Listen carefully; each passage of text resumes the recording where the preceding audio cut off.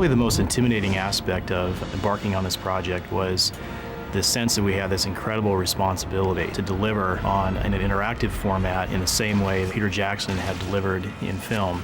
He has taken some of the most beloved literary works of all time and translated them into an epic film masterpiece that has created millions and millions of fans worldwide. Are you frightened? Yes. Not nearly frightened enough.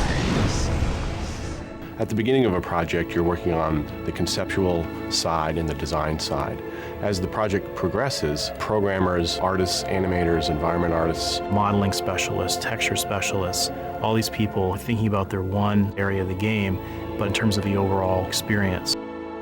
One of the advantages of being able to work so closely with the filmmakers is we were able to use the models and props that they created for the film as reference for the stuff that we needed to create in our game.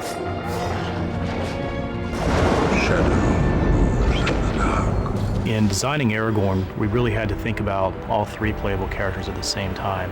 For example, Legolas is much more of a speed and finesse-oriented character.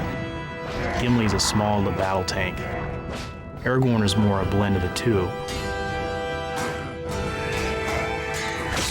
We looked at the moves that each of the characters made frame by frame before we started to build anything.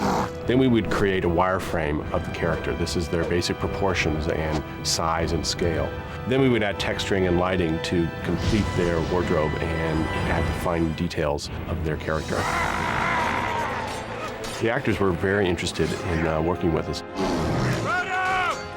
In one case, Viggo Mortensen showed us some of his action moves. He and his stunt double open up a crate of swords and start sparring with one another. That became the basis for many of Aragorn's moves. It wants to be fun. When we were selecting scenes from the film to include in our gameplay, Balin's Tomb really stood out as a strong candidate.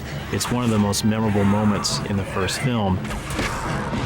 We wanted to recreate the sense of ambiance. It's this very strong beam of light on the tomb itself. That was a challenge for our environment modelers and lighting specialists.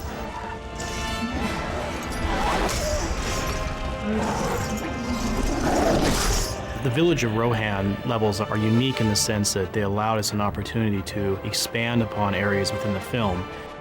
The actual game level itself looks and feels very much like the film locations in terms of lighting, the shape of the architecture, the people who were there, but we actually build upon that in this particular case and create areas of the level for the player to explore and fight in that they perhaps didn't see in the film. Saruman. There is a union now between the two towers, Orthanc and Barad-dûr. What's wonderful about this game, Lord of the Rings, is that you are getting on your own screen the voices of the original actors, all of them. Help, Aragorn! Aragorn, help!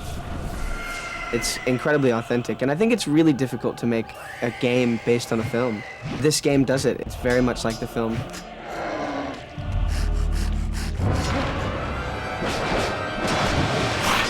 We designed a very dynamic music system that reflects the mood of the actual events in game. One ring to bring them all, and in the darkness, fight. In the film, Saruman attacks Helm's Deep with 10,000 Uruk-hai, so we had to use other elements at our disposal to create this sense of battle. Through sound effects and audio, we really make it feel like there's thousands of orcs in the location.